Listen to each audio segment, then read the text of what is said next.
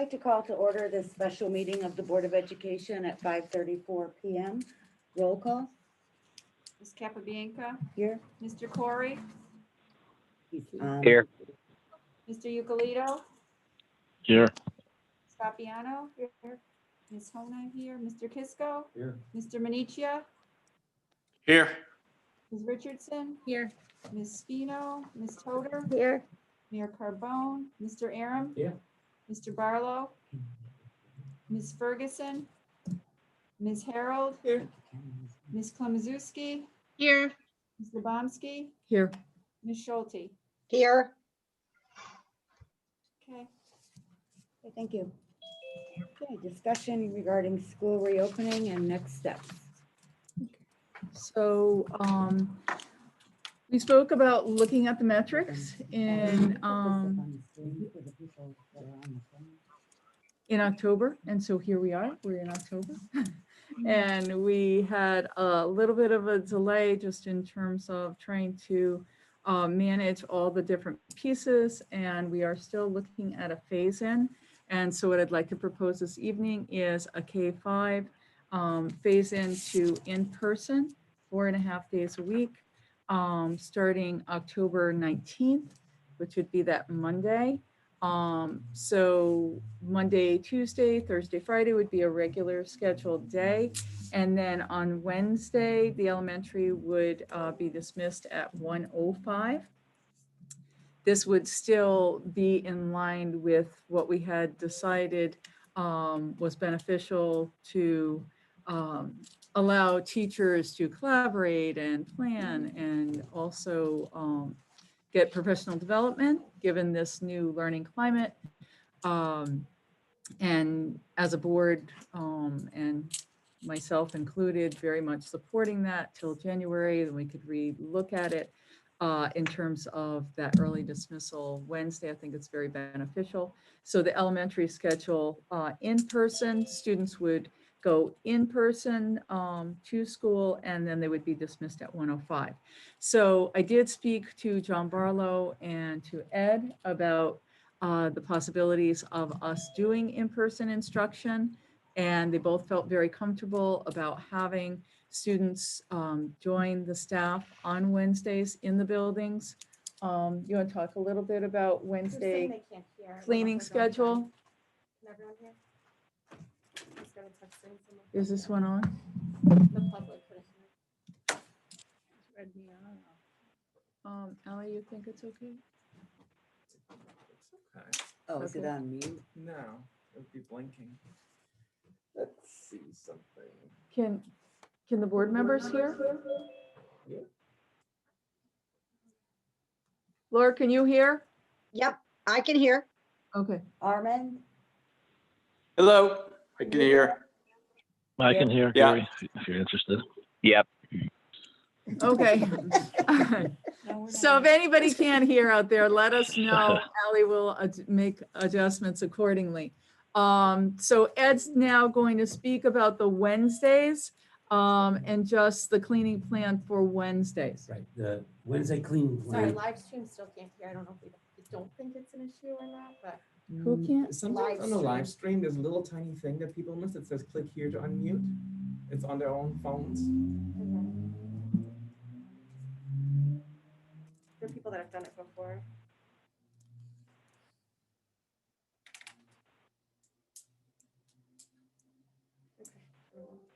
Okay. Yeah, and then let us know.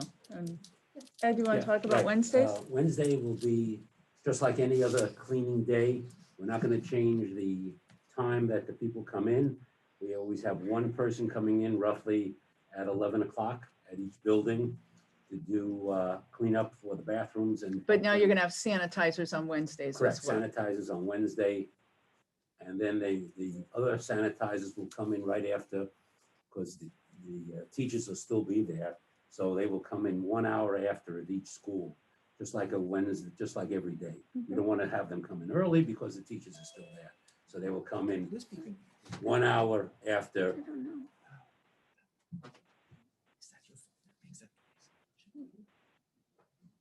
1 hour after the teachers leave, as we do now. So Okay. Right, so then we will have additional sanitizers on Wednesday, I guess that's the point. But what Ed's saying is we want to make sure that they're doing the classroom sanitization Mhm. once the staff leaves. So I think we're good with that. Just so that we've got both, we've got the best of both worlds, the cleaning and the sanitizing going on the Wednesdays also. Are they able to hear now, Nikki? Yeah, I'm watching the stream. The stream Okay, is so you fine. can- So, Okay. but at the very top, there's a tiny thing that says click here to unmute. Okay.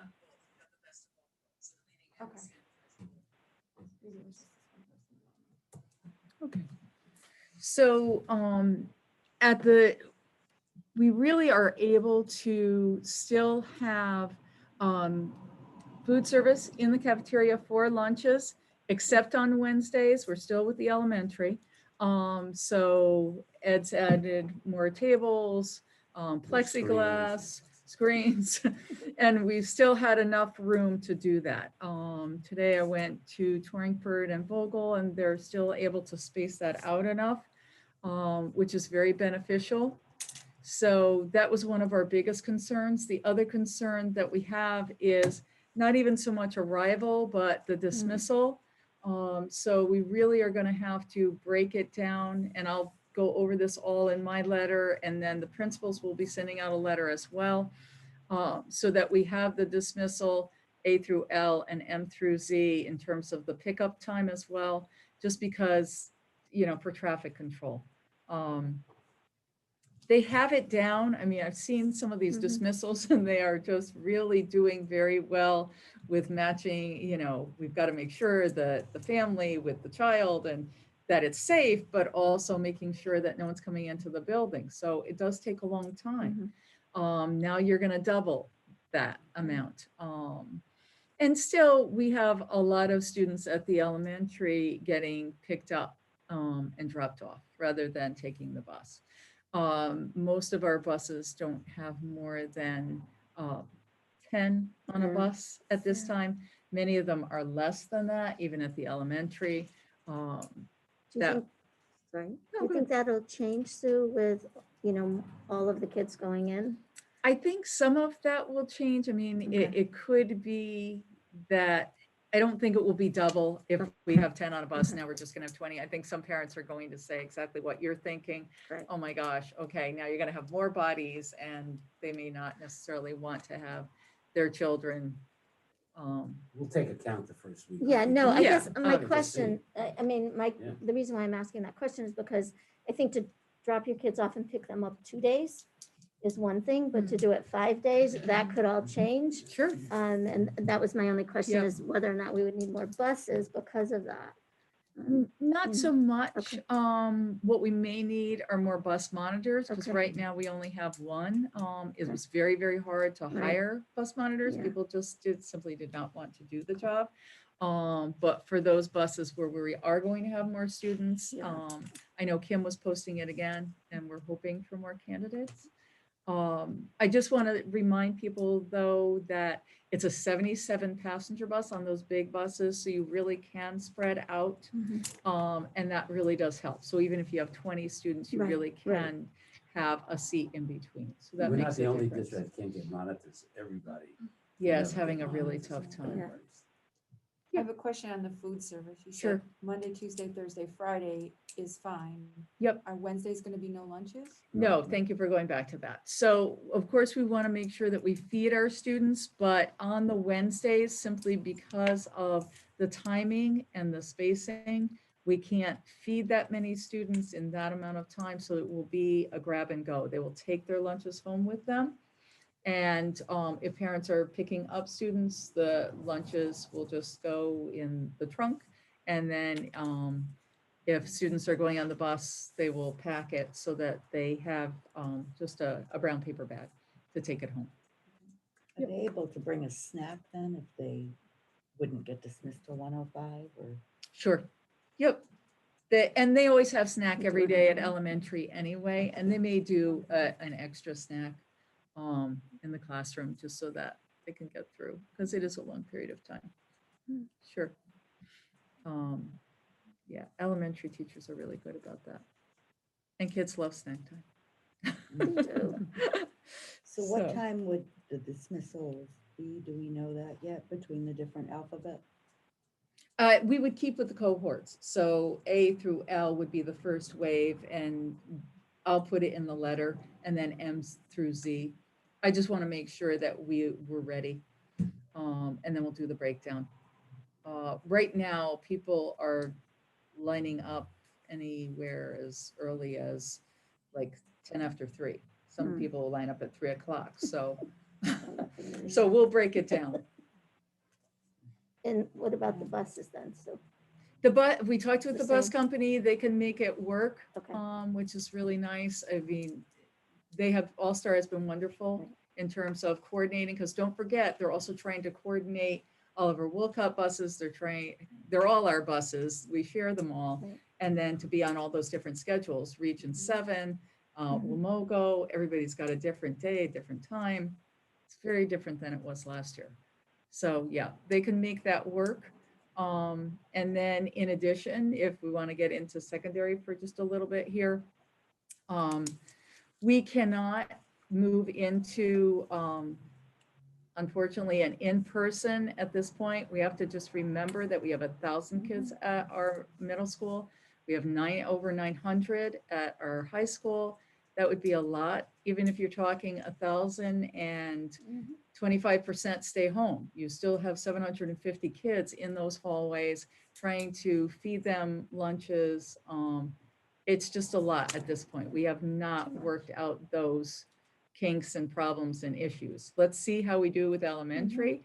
The thing with the secondary, what we wanted to do the following week, once we kind of get the elementary down in the week of October 19th, then start October 26th, and then add that Wednesday, seeing as Ed and John felt comfortable with the Wednesdays and the cleaning, the sanitization. So we felt like we could add that for the middle school and the high school. So week 1 would be the cohort AAA, Monday, Tuesday, Wednesday, and then BB, Thursday, Friday. And then week 2, and we would give a whole calendar. We would make sure that we post that and we send that out to families. It would be part of my email so that they don't get confused. And maybe Um, tattooed on their arm. Yeah. Wow. And then week 2 is AA, Monday, Tuesday, and then BBB, Wednesday, Thursday, Friday. I know it's hard, alternate but then Wednesdays. we, Alternate, exactly. Okay. But it's nice because it Gotcha. gives them that in-person, that extra in-person half day. And then high school would dismiss at 12:05. Middle school would dismiss at 12:25. And then elementary 1:05. And once again, that fits with busing schedule. And they also would have to do a grab and go on that particular day. So, but like I said, Ed Advance has been great, working with us on all of the food distribution, and same for All-Star. What's nice about the elementary is that we don't have to give the Thursday, Friday, make sure the parents pick it up for Monday, Tuesday, Wednesday. So now they're all gonna Right. get lunches Monday, Tuesday, Right. Wednesday, Thursday, Friday. It That's saves a great. lot of Yeah, angst. that'll be an easier Yes. part of it. Yes, Which will be- yeah, that'll exactly. be- yeah. So that will definitely help. Good. Certainly with the in-person model, in most of the classes, it's less than 6 feet of distance. I can't say that it isn't, it is. I put that in the parent survey. Parents still said, even with that, when I told them that it would be anywhere from 3 to 6 feet, they said that 71.3% wanted to go in person, and then 28.7 would still be distance as of today. I'm sorry, can you just repeat that? Sure, 71.3 wanted to go in person. K through 12? or- Nope, K through 5. Okay, We have to take this in chunks. Okay. And then 100% distance was 28.7, and the number of respondents was 1521. So that was a good chunk. Mhm. Because I think now it's about 1,800 for our elementaries. So That's good. yeah, so they're still calling. Schools are still calling. We just want to urge parents, please, please, please Do let your schools know what your preference is if you haven't already Mm-hmm. filled out the survey. Elementary principals sent out an email. I sent out Mhm. another email. It's just essential that we know. Because the model that we want to use, and we also surveyed teachers on this, it's so hard when developmentally kids are young and they're moving around. And if you just think about a kindergarten classroom, when you're trying to have them have a Google Meet and then also be in person, it just is very difficult. So teachers the majority of teachers really wanted to, if you're in person, you have in-person students. If you are a distance teacher, then you focus in on your distance students. And that seemed to make the most sense. So now we are trying to work on that. We didn't have enough distance teachers before. The distance teachers would come into school and we would find an area for them to teach and connect with their students. That way they can still collaborate with their grade level partners and their colleagues. And so what will happen is we are able to just really focus in on those students. And it'll work out well because even for our distance learners who have special ed needs or ELL needs or anything else, those teachers can jump into that distance learning environment or setting and then work seamlessly with those distance learning teachers. So we're going to take some volunteers. There were some teachers who were interested in doing that. Some of the students will have their classes changed and we're sorry for that, but many of the teachers they will already have known. They are our intervention teachers. We still are able to offer some intervention, but some of our intervention teachers will be teaching those classes. Every single district is going through this and every single district is having a really tough time hiring teachers.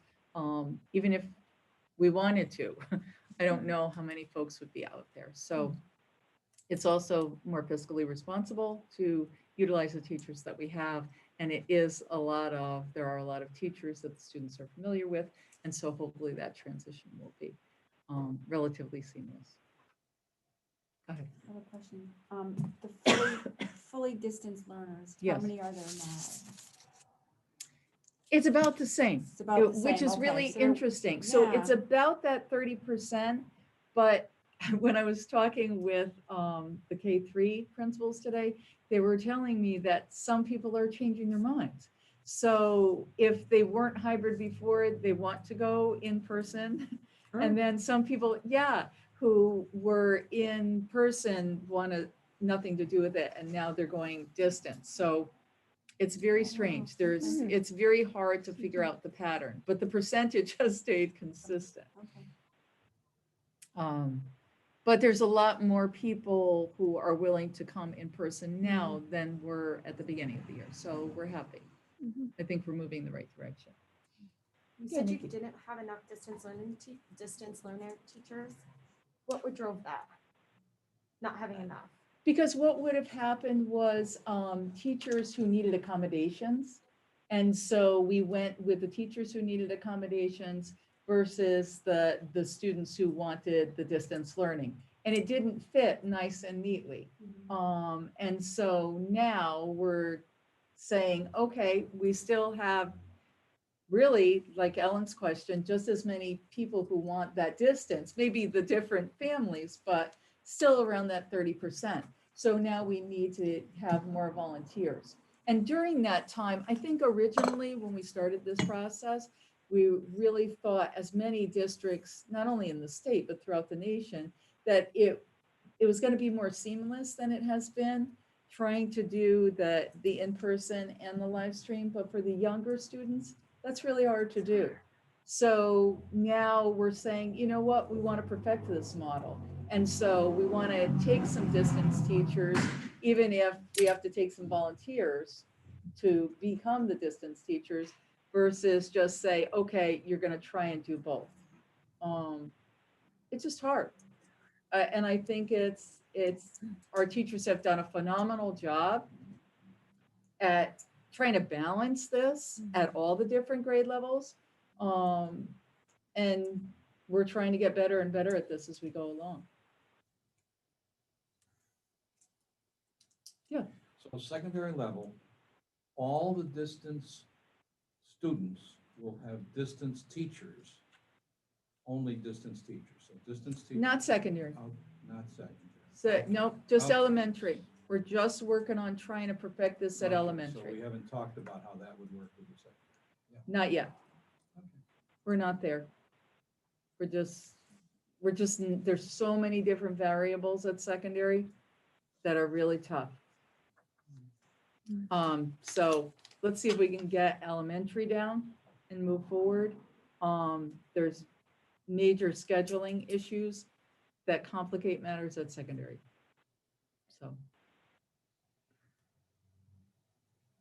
So we'll revisit after we get through like the beginning of November and see where we're at.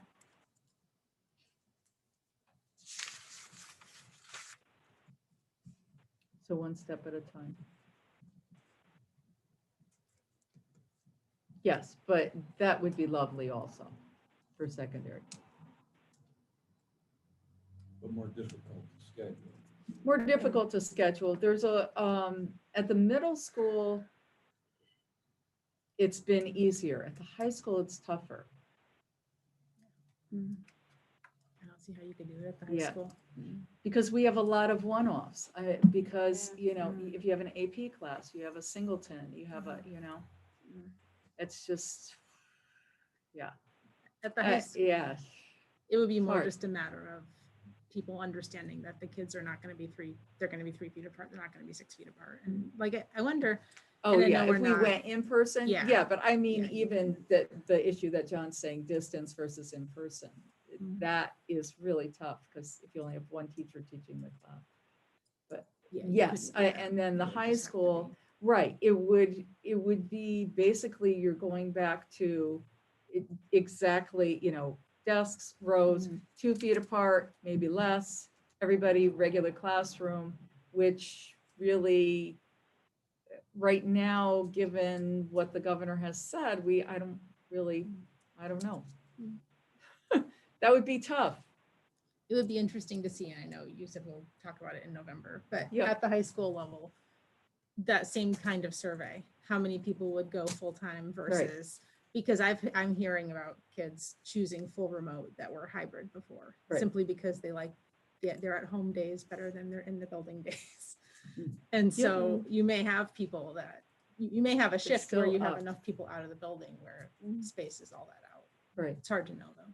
Right, but then we'll do another survey also for those parents, you know, because I think we really do need to gather more information, and this was really helpful. Mhm. K-5, I mean, people stepped up to the plate, and even though I felt like I was inundating them with parent surveys, I think that they were very willing, and staff was very willing to share with us as well. So I think people are just getting used to it, that that's the vehicle to give us input so we can move forward.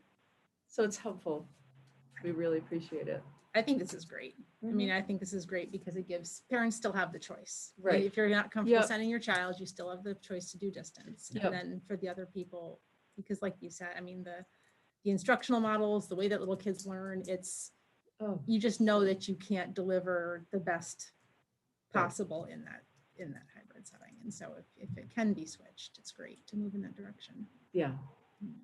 Yeah, it's been tough, and parents have been great in terms of just, you know, supporting and being patient. So we really appreciate that. So I think it's time. I think we're ready, and I know that teachers are ready too, and I think it'll be a positive move. So, Any questions from the people on the phone? I don't want to forget all of you guys, Armand or Gary or Ed. No, I'm good. I'm good. Armand, do you have anything? I'm fine. Any other questions from people in the room? This is so weird. yeah. Can't get used to it. No, but just imagine, right? This is what it's like if you're teaching too. And so, and we're all adults and everybody's behaving and everybody's focused. So I think that's the thing that we just have to remember, right? How hard that is. So our kids too are doing a great job. They're really, they're hanging in there. Earlier, I know for folks who are on the phone, earlier we were talking about even our youngest learners, when I was at the K-3 schools, they have their masks on, they're behaving, Great. they're listening, they're following directions. And even when I go to the secondary, they're doing a great job. I mean, it's crazy times.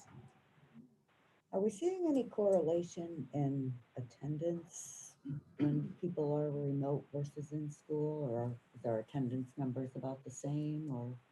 About the same. It's much better than it was in the spring. And Allie's been working hard and Lisa's been distributing those hotspots, so our connectivity is much, much better. I think that was a major issue. I really want to add these Wednesdays because I want for those kids who are really like being in person, I think that helps to keep adding time. So we're doing okay. We have to report weekly and our numbers are getting better and better. My big concern was the connectivity more than anything. So I can report out at the board what our month status has been, just to give you those numbers. I think it'd be helpful to see them by, not building, but like elementary versus The grade middle school levels, versus high yeah. school. Yep. Sure. I think it might be helpful to the board. I know we had talked a little bit about the lunch at the secondary is much more difficult than the lunch at the elementary. I think it might just food for thought for people to think about, if you don't mind quickly talking about that. What do you mean? Just the feasibility of actually doing lunch on the full days. Oh, at why high is it school and middle different? school, why it's different than the elementary. Oh, yeah. Just kind of, I don't say deal breaker, but it's a big challenge. It's a huge challenge at the secondary, because you have so many more kids. So if you went in person, just imagine having to feed 750 kids. And then we are also restricted. Think about when you're going out to a restaurant, right? There's still are on limited seating, or you have to go eat outside. So we don't have a place to serve all these students. So basically you could spread out lunch all day long. I mean, basically you're getting there and you're having breakfast and then you'd start having lunch shifts because you couldn't fit it in. Or you could have them in the classroom, but we have to have supervision. So you'd never have enough staff to possibly have enough supervision for lunch times. That's all that teachers would be doing. They wouldn't be instructing, they would just be doing duties. So it's an impossibility. We don't have that many large spaces where we could spread out. Whereas at the elementary, like I said, when I went around, I was looking at our two biggest elementary schools, Vogel and Torrington. Ed and John have done a great job because they're adding more tables. They can put those in, they're still socially distanced. And we have enough plexiglass to put on those tables so that we can actually still feed students within the cafeteria. But I mean, there would be no way that we could do that in the high school cafeteria or the middle school cafeteria. Right now, the middle school also feeds people in the auxiliary gym. So. Well, the Wetmore's eating in the gym. They're not eating in the cafeteria, so that's because it's a bigger space, so we can get the tables in with the partitions on. Right. And Torrington Torrington moves too, over right? a little Yes. bit Right, moves in. into the gym, Yeah. but they have the round tables, which we have the full partitions. Right. So it's really. I have a question. I'm sorry. Go ahead, Gary. I actually had a note on that at the how lunch was working, but I was talking to Steve Fedor before this call to see what they do in New Britain, and I have no idea if this applies, but their kids do eat lunch. They get a box lunch at their desk, and the teachers eat with them. And I asked how it works, and they have a 4-period day, and the third period is 20 minutes extra, and the teacher watches the kids while they eat lunch. And I guess he says the teachers, he just texted me, have a plan of students dismissed at 1:18 at the high school, and teachers have a plan and lunch from, I guess that's plan day maybe, and lunch from 1:25 to 2:30. I don't know if that's me just spouting off something that may not work, or is that something that we could, to take care of the lunch problem? The kids out there are eating at their desk, the teacher watches, but kids get dismissed at 1:18 and the teachers eat lunch after 1:18, I guess. Right, so our teachers contractually are entitled to a duty-free lunch. So they don't have to, they can't eat with the kids. And I think by labor law, and Kim can jump in here, they are entitled to have a lunch where they are not giving a duty. So I don't know how New Britain works that out, but I know certainly it would be against our contract. Well, they got a lunch. The lunch is from 1:24 to 2:30. The teachers? Correct. It's a four period day, third period is 20 extra minutes, he's texting. And then the teacher watches kids while they eat lunch. And then the kids get dismissed at 1:18. So they're This dismissing is the high school, not the middle school. students, Looks right, like- so they're dismissing what their it sounds students like. an hour earlier. 1:18, and the teachers have a plan and lunch period from 1:24 to 2:30. I'm just Right. sending what people are texting me, that's all. Yeah. So, I mean, we can look at a bunch of different models for secondary to figure something out in terms of what would happen. Other districts are sending their students home early and then saying, here's your lunch, go. Like I interesting, said, yeah. I think what we have to do is see how we're doing with elementary and then go from there. To really look at a phase-in process. Okay. Yeah. Fiona, I have a comment. Go ahead, Armin. Yeah, the only issue with that is you'd have to have dividers at every desk. Like the trifold dividers, if there's not 6 feet of space, so it's probably not gonna work. Yeah, I don't know. My thought is it wouldn't be cost effective because you have to dividers at every desk and how many classrooms, and it's just not feasible. Okay. Yes, Armin's right, because like I said, when we go back, if we were to go back secondary, it would be regular classroom. It would be 2 feet.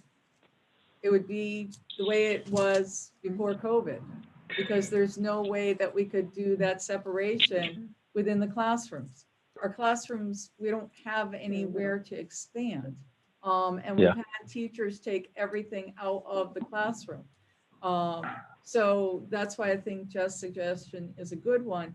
Go back and ask the parents, how many parents are willing to send their kids, and then Oh, try I to agree with that. figure out I agree with that. how what kind of space might we have in a classroom? Because I think you've got all those factors going on. And they may have far fewer kids in the classroom. I don't know what I don't know how many kids are in the classroom. Right. Right. But yes, certainly dividers would be necessary because they would have their masks off. So a lot of factors, like I said before, it's just much more complicated at secondary. And we hope that if we're successful at the K-5, and we're able to move forward, and that's really good. And then we build on those successes, and we're always trying to think of new solutions and workarounds for this situation that we find ourselves in.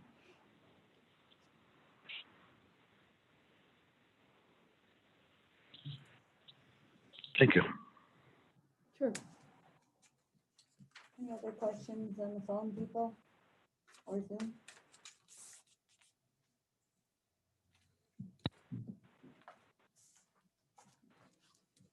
Any other questions, any of you guys? I have a question. About the students being allowed to leave their cameras off. Is that something that we can look at? because I know that other districts are not allowing their students to leave their cameras off. Yep. And I think instructionally, that's a big barrier. And I know just like watching my own child, I know they just don't focus as well Sure. if they know that the Mhm. teacher can't see them. If we could look at that, I think that's a big concern for a lot of people. I'm just gonna have Ally address a little bit of our difficulties with Google and blurring of backgrounds and some of the challenges that we've had. Because yes, that is definitely the goal. Because we want to see them and we want them to see each other because they can read. I mean, even with a mask on, you could still read much more than just having the name in the corner. So Google has been, over the past couple of months, very aggressive in trying to push out a large amount of features that districts and teachers have been requesting. Unfortunately, in doing so, they sent out what's called a bad update. With that, it caused probably more than 50% of all Chromebooks in circulation nationwide to get really slow and sluggish. So our teachers are experiencing this at home where they're in either Zoom or Google Meet, and the audio might become a little bit choppy, or the video all of a sudden might disappear or start pixelating. And so we've made some tweaks as per their recommendations to make it less painful. But we are being promised that at some point in time this week, a fix will be released to undo some of these issues, and we'll be back to full speed ahead in their development schedule. Some things that have been implemented for the teacher side is the background blur, but as part of that mishap, they put the background blur on hold for Chromebooks. So that should be coming hopefully within the next, they're saying about 4 weeks, to have the abilities for our students to also have a background blur set. New feature that's also coming that's really exciting for the teachers is automated attendance tracker, so that at the end of every Google Meet, the teacher will receive an email of all the students and for how long they've participated within the Google Meet. So a lot more features are coming, but the rollout was slightly delayed by that glitch. Right, so there were just some frustrations all the way around because, like I said, when we had envisioned this, it was live stream and it was so easy and, it was, what was the problem, right? What could possibly happen? And then, a lot of craziness. So we're still working through it, unfortunately. And that's why I say, we really appreciate the teachers, patients, students, parents. It's been a team effort. No doubt. But that is definitely the goal. So if they got the background blur up and running, because I know like Zoom does that already with like the fake Yep. backgrounds and stuff, but I guess we're using the Google Meet. So if they got that background blur up and Right. running, then they would be able to We allow should be, to yes, exactly. require the cameras being on. Yep. Zoom, for example, does not support it on Chromebooks at all. So Google is going to be the first one to support it on Chromebooks. So hopefully they'll be coming soon. Yeah, oh yeah. But yeah. So just, might be silly, but, so is that the reason why we're not requiring it, is because of what's in the background behind the kids? Or I'm just trying to understand. Why they're leaving the cameras off? Yeah. Yes. Yes. So, but even without the background blur, can we still require them to be on camera? There's been some difficulties with that. That's the only thing.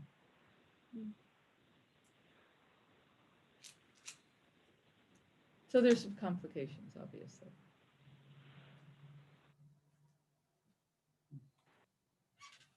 So right now they're required to keep their cameras off.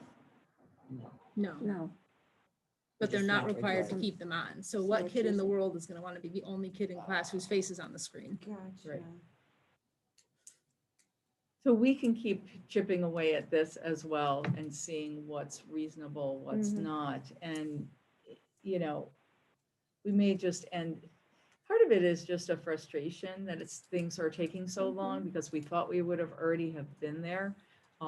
So when they're saying, oh, just a week from now, everything will be okay, then we're like, oh, okay. We could wait a week, right? And now we're in October, and then it's like, so then we have to reevaluate where we're at, and then really say, you know what, regardless, we're just gonna pull the Band-Aid off and say, okay, we're gonna require everybody, and we're just gonna move forward. So, yeah. It's Because just they that could kind of just frustration. Put a poster board behind them, right? But then you're, asking them to do that. It's not like you can control it as a teacher. Right. Right. But could we set a policy that would help? them? That you'd have to put a poster board behind you? Or no, that you have to be on video, and if you don't want people seeing what's behind you, put something behind you, a white sheet or something. Right. But you Or have go to sit be in a on different camera, corner. right? I don't, Well, I yeah. think the other problem with having the cameras on is that the kids will make faces at each other and do whatever is age inappropriate, as the Right. case may be, and that becomes a distraction for the person who's trying to teach. It does. That part is more controllable because we've had that, unfortunately. And so then we can just have that student have their name, because obviously we don't want to delete them totally. So there's all these issues that are coming up that are, things you didn't really necessarily think about, or maybe you hoped that it wouldn't happen. But those pieces we're addressing on a disciplinary issue. And then, yes, I don't know that it necessarily has to be a policy, but I think now we're moving into, okay, this is not going to be resolved as quickly as we thought. So now we've got to do something else. And so what is that something else going to be? Because we can do that from a site level and say, okay, yeah, not working. We want to have that engagement. Yeah. So, yep. So moving forward. Good. Good. Crazy. Yeah, crazy times, and you just keep trying to respond. And every week is different. Every day is different. You just didn't think of. Right, exactly. So Or it just much to couldn't think even of. have imagined. Right, yeah. That's for sure. So a lot of problem solving. Just more opportunities to be creative. It's all good. Something like that. You're so positive, so. Opportunities. These are That's so- growth opportunities. Exactly. Yes. There we go. In some way, from the teacher's point of view, it must be like being a first-year teacher all over again, because the tricks Yes. are all different. And, okay, you put out this fire, and then someone figures another. By the time we go into next year, it'll all be It's- anticipated. There'll be there- rules and rituals, but routines, I should say. But There you go. this year, no. No, everything's new, no matter who you are, no matter what you've done. It's, yeah. And for the kids too, to think up things. Yeah. Oh, yeah, there they you go. already That's do. right. We already are. Yes, new opportunities, that's right. Yep. There you go. All right, does anyone have any other questions? So would it make sense for us to meet like the week after elementary opens? I think we have our board meeting anyway. Yeah, to discuss week. the secondary, if we have any options. Mm. Then we will have, yeah, let me just look at it. And then maybe we can do the survey between now and that, it's October now. Yeah. So our board meeting is October 28th, so I Yeah. can report out then, because we will have done October 19th will have been the first week of elementary. And then we will, I can tell you how that first Wednesday went. Yeah. For secondary, so that'll be good. And then we can send out the survey now, 6 through 12. And we should be able to get information by then. Because like I said, most of the parents have responded to the K-5. And then even if you have kids in the older grades, you can get ready for the next survey. Right. I think it's good because by now people have probably started to see how things are operating, and maybe Yep. if before they weren't sure, they may now have a stronger opinion in one direction or the other. Right.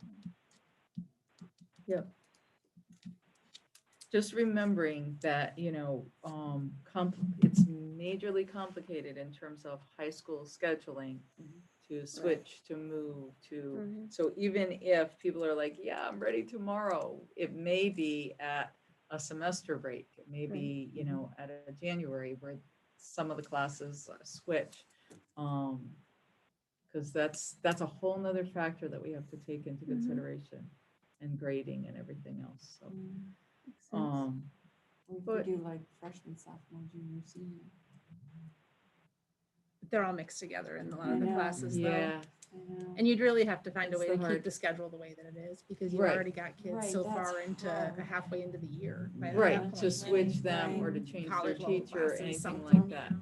Yeah, Right, that's the difficult. it would be more of how many bodies in a room can you reasonably tolerate.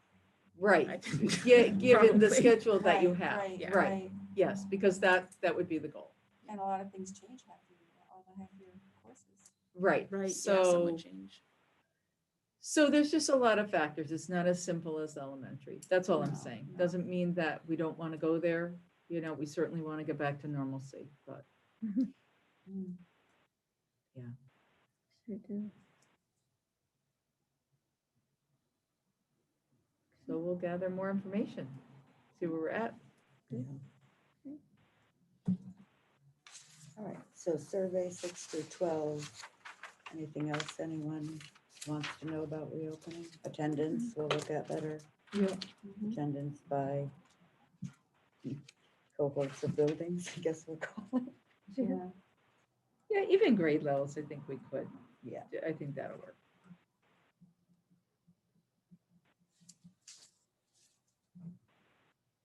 So K3, 4, 5, 6, 8, 9, 12. We gather it like that anyway. Yeah. Um, Any other questions? No. There was just one other thing I wanted to clarify a little bit, just because it's come up from a lot of people in town regarding, there's a couple of courses that we have where there's a substitute in the class and the teacher is teaching remotely. Mhm. I don't know if you want to just explain that a little bit, just so people understand why that is, so that, because Yep. there's been some pushback regarding it. I think people need to understand the reasoning behind it. Sure. So at the high school, similar to what we were saying earlier, there are some teachers who are the only people who are credentialed to teach that class. Maybe it's an AP class, or it's a UConn class, or it's a world language, or something that's just very idiosyncratic to that offering, and then there's only one person who can teach it. Well, if that person needs an accommodation and it's not in the building, then we still want to offer that class. We don't want to tell students, no, you can't have this. And so then we have a substitute in the building covering that class because we need supervision, but then the teacher is still able to teach that class. So it's really important that we're making sure that we're doing that. So really it is to ensure that we have our teachers who have that area of expertise at the secondary level, still able to offer that instruction. And then we have a substitute teacher there covering so that our students are also supervised. So the alternative would be for us to not run those classes. Right, isn't which really we- a good Which doesn't make alternative. sense. Yeah, right. I mean, the kids shouldn't be penalized or hurt because we're in the middle of a pandemic. We still want to offer as much as we possibly can. So would this be like a long-term sub then? Yeah, so Okay, so that yes, they're- because it's they will like be there for consistent, this they're whole. there and the teacher and the sub are, talking to each other and planning and such, and so. Yep. It's just that the teacher's remote. Yeah, so the person's really just monitoring the kids that are in the room. Right, Because the yeah, teacher's not in the yeah, room. Right. But the teacher's doing all the teaching. Armand, go ahead. Go ahead, Armand. Yeah, that's pretty much happening everywhere. So that's not anything out of the ordinary. So yeah, you're right, Fiona. It's just a monitor. Just have a monitor in the room and the teacher's the teacher. That's it.